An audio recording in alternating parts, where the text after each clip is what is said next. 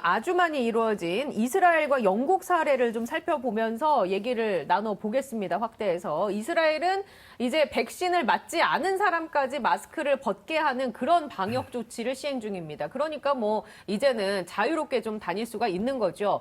이게 집단 면역을 달성했기 때문일까요? 거의 그렇다고 보입니다. 예. 왜 그러냐면은 이스라엘은 인구가 930만 명 정도 되는데요. 초기 이스라엘 상황이 워낙 나빴습니다. 그러니까 백신 접종을 하기 전에도 이미 감염된 사람이 많아서 항체 보유율이 다른 나라들에 비해서 좀 높았습니다. 기본적으로. 이 상황에서 백신 접종이 시작이 됐는데요. 지금은 백신 접종이 2차까지 된 분들이 55에서 60% 정도 됩니다. 그러니까 아까 자연적으로 바이러스에 감염이 되었다가 회복하고 그 상황에서 다시 백신 접종한 사람들까지 포함하면은 실제로 백신 접종을 한 효과가 있는 분들이 70% 이상이 된다. 이렇게 봐야 되겠죠. 그러니까 이제 이스라엘은 거의 집단 면역에 도달했다. 이렇게 볼 수 있습니다. 그러니까 지금 이스라엘은 실외인 경우에는 백신 접종을 했던 백신 접종을 하지 않았던 모든 분들이 마스크를 다 벗을 수 있도록 되어 있고요. 실내에서는 마스크를 해야 된다고 하는 제한 조치가 있습니다. 여행만 하더라도 변이 바이러스가 상당히 문제가 되는 일부 국가들만 여행을 제한하고 있고 그 이외에는 비교적 여행도 좀 자유롭습니다. 그럴 정도로 이스라엘은 상황이 좋아졌다는 거죠. 이스라엘은 매일 확진자도 급격히 줄어들고 있고요. 사망자는 거의 나오지 않는 상황으로까지 상황이 좋아졌습니다. 이것은 오로지 백신 접종의 효과다. 이렇게 볼 수 있는 것이거든요. 그렇기 때문에 이스라엘의 상황을 본다고 하면은 향후에 우리나라의 방향도 곧 이스라엘처럼 될 것이다. 이런 점에서 본다고 하면 상당히 고무적인 결과를 이스라엘이 보여주고 있다. 이렇게 볼 수 있겠습니다. 그래서 이스라엘 같은 경우는 실내 마스크 제한 조치도 6월 중에 상황을 염두에 두고서 해제할 가능성을 지금 얘기를 하고 있거든요. 그렇기 때문에 6월 이후에는 완전히 그냥 마스크를 벗고 일상으로 돌아가고 출입국자 관리만 좀 엄격하게 하는 형식으로 이스라엘의 방역이 바뀔 가능성이 큽니다. 예. 그런데 이스라엘은 확진자가 급격하게 줄었다고 얘기해 주셨는데 백신 접종이 꽤 된 영국 같은 경우를 좀 살펴보겠습니다. 요 근래 확진자가 뭐 한 3천 명대가 다시 나와서 이거는 왜 그런 걸까? 약간 고개를 갸웃하긴 했었거든요. 네, 근데 영국 데이터는 조금 우리가 약간 주의 깊게 살펴볼 필요가 있습니다. 왜 주의 깊게 예를 들어서 제가 지금 쉽게 설명을 드리기 위해서 이제 영국 통계를 다시 한번 살펴봤는데요. 그러니까 이제 4월 초와 이제 6월 초의 2달 사이를 이제 비교를 해보겠습니다. 그러면 4월 초에도 영국에서는 3천 명대의 확진 환자가 발생을 했습니다. 하루 평균 3천 명대 확진 환자가 발생을 했는데 점점점 그게 줄어서 2천 명대까지 떨어졌다가 다시 최근에 일시적으로 3천 명대로 늘어나고 있습니다. 자, 그런데 사망자 숫자를 보는 게 중요합니다. 4월 초에는 사망자가 수십 명대가 나왔어요. 그런데 지금은 2달 후인 지금은 똑같이 확진자는 4월 초처럼 3천 명대로 다시 늘었는데도 불구하고 사망자 수는 10명 미만으로 지금 줄어들고 있는 상황입니다. 하루 평균 사망자가 그리고 때로는 하루에 사망자가 나오지 않는 날까지 있었습니다. 그러니까 영국 상황을 좀 주의 깊게 살펴봐야 될 게 이런 것입니다. 영국은 계속해서 지금 상황이 좋아지고 있습니다. 그러니까 확진 환자 숫자가 일시적으로 늘어난 듯 보이더라도 65세 이상의 고령층이 거의 90% 이상의 백신으로 보호가 되고 있기 때문에 더 이상 위중증 환자가 많이 생기거나 혹은 사망자가 많이 생기는 일은 나타나지 않고 있는 것입니다. 그래서 영국 상황은 여전히 충분히 관리 가능한 상황이라고 우리가 생각을 해야 되는 것이 맞을 것 같고요.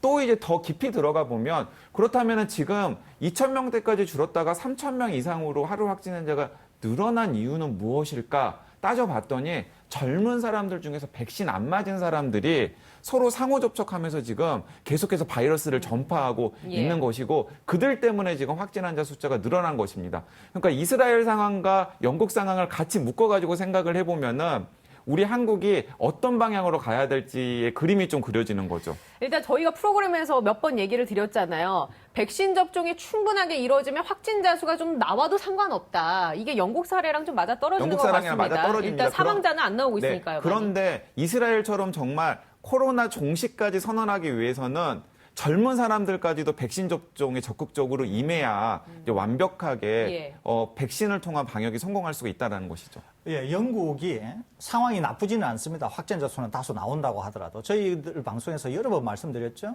고령층이 보호가 되면은 전체적으로 확진자 수가 좀 나오더라도 전혀 문제가 안 된다고요. 그런데 강 기자님 지적하신 것처럼 영국에 지금 3,000명 또는 4,000명이 나오는 확진자들을 분석해 보니까 이게 백신을 접종하지 않은 사람들에게서 주로 나오는 거예요. 그러니까 영국은 이스라엘처럼 상황이 워낙 엄중해서 영국은 아스트라제네카와 화이자 백신을 먼저 1차 접종에 집중을 했습니다. 그래서 영국하고 이스라엘은 다소 차이가 있는데 어떤 차이가 있냐면 영국은 1차 접종의 비율이 훨씬 높습니다. 2차 접종보다도. 그래서 1차 접종의 비율이 거의 60에서 65% 정도 됩니다.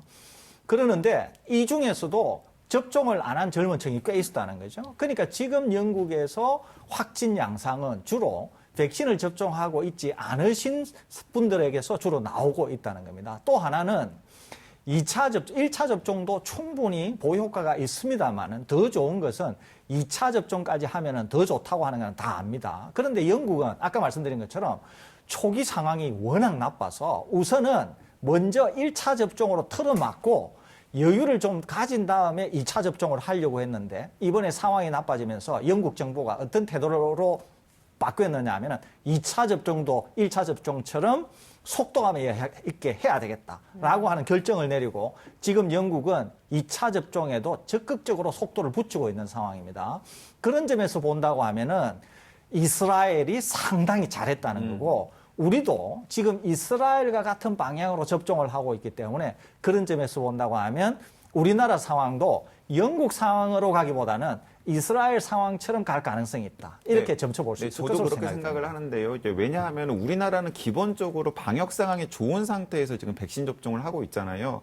그래서 6월까지 정부 계획한 대로 1,400만 명이 백신이 고령층 중심으로 마무리가 되면은 일단은 고령층에 어느 정도 백신이 보호가 되겠죠. 그리고 우리나라는 저는 뭐 그 1차 접종을 좀 더 공격적으로 해도 우리나라 같은 상황에서는 좀 되었다라고 생각하지만 어쨌든 우리나라는 화이자 백신, 아스트라제네카 백신 등등을 애초에 정해진 1차 접종, 2차 접종을 지금 순차적으로 다 실시를 하고 있는 상황이거든요. 그렇기 때문에 방역 상황도 좋고 그다음에 1차 접종, 2차 접종까지를 다 마무리를 하고 있기 때문에 기본적으로 영국보다는 이스라엘에 좀 더 이제 가까운 상황이 될 가능성이 크다라는 것입니다. 근데 이제 인구가 이스라엘은 1,000만 명이 채 안 되니까 국가를 운영하는 입장에서는 속도감 있게 좀 밀어붙여도 이게 될 텐데 영국만 해도 인구가 일단 많잖아요. 여기 이스라엘과 비교했을 때 우리나라도 인구가 뭐 이스라엘과 비교하면 근데 이제 사실 인구는 아니고. 별로 중요한 게 아닌 게 작년에 독감 백신 같은 경우에도 3천만 명 정도를 거의 한 2달 정도에 한꺼번에 접종을 한 사례가 있거든요. 네네. 그렇기 때문에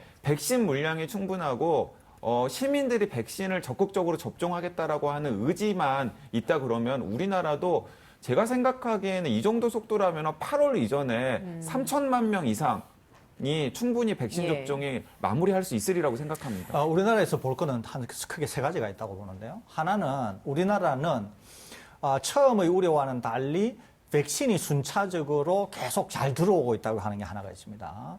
두 번째는 마스크 착용을 잘 한다는 거죠. 그러니까 우리는 백신 플러스 마스크로 다른 나라들보다 훨씬 좋은 상황을 계속 유지할 수 있다는 게 있어요. 세 번째는 의료 인프라가 이스라엘이나 심지어 우리보다 더 선진국이라고 볼 수 있는 영국보다도 우리 의료 인프라가 잘 돼 있다는 거죠. 그러니까 우리는 하루에 최대 200만 명까지 접종을 할 수 있으니까 실제로 2달만 바짝 접종을 한다고 하더라도 전 국민이 백신 접종을 할 정도의 국가가 우리나라라는 거죠. 이런 점을 감안한다고 하면은 우리에게 충분한 승산이 있고 또 우리는 2차 접종도 일정에 맞춰서 아주 단계적으로 잘하고 있기 때문에 백신이 충분히 공급될 가능성이 있는 상황에서는 우리가 이스라엘과 같은 방향으로 우리도 신속히 아마 진행하지 않을까 이렇게 예상이 됩니다. 그 백신을 접종하지 않은 사람들 위주로 주로 코로나19 바이러스 감염자가 나오고 있다. 영국 같은 경우는 그 얘기 해주셨는데 주로 그 층이 젊은 층이잖아요. 네, 맞습니다. 그렇다면 우리나라 젊은 층 20대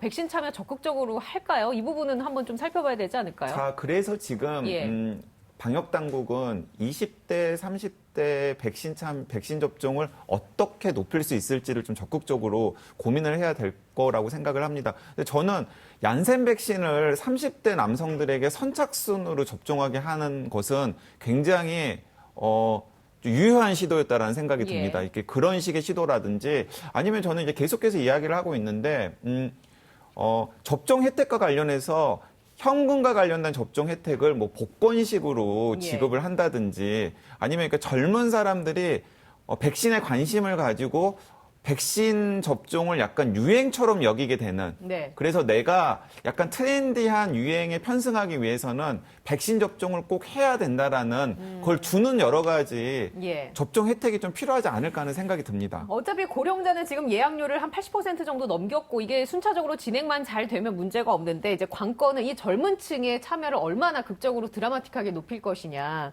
뭐 BTS가 대표적으로 맞는다고 하면 확 높아질 것 같긴 합니다. 교수님 뭐 예. 좋은 아이디어입니다. 근데 예. 저는 이번에 보니까 역시 우리나라 사람들은 약간 경쟁 심리를 자극하는 게 가장 좋지 않나 하는 생각이 네. 들어요. 그러니까 다른 사람들이 너도나도 맞는다고 하니까 많은 사람들이 소외되기 싫고 소외되기 싫고 예. 그러니까 우리나라 그 부모님들이 항상 자식들한테 하는 얘기가 남 부럽지 않은 삶을 살아라라고 이야기를 하잖아요. 그러니까 부러워하게끔 만드는 여러 가지 시도를 하게 되면은 네. 제가 생각하기에는 20대, 30대 백신 접종률도 높아지지 않을까 하는 생각이 듭니다. 복지부에서 좀 힙한 공익 광고 있잖아요. 힙한 요새 트렌드를 반영한 그런 공익 광고나 공익 캠페인을 좀 내서 이렇게 자극을 하는 것도 좋지 않을까 생각이 듭니다.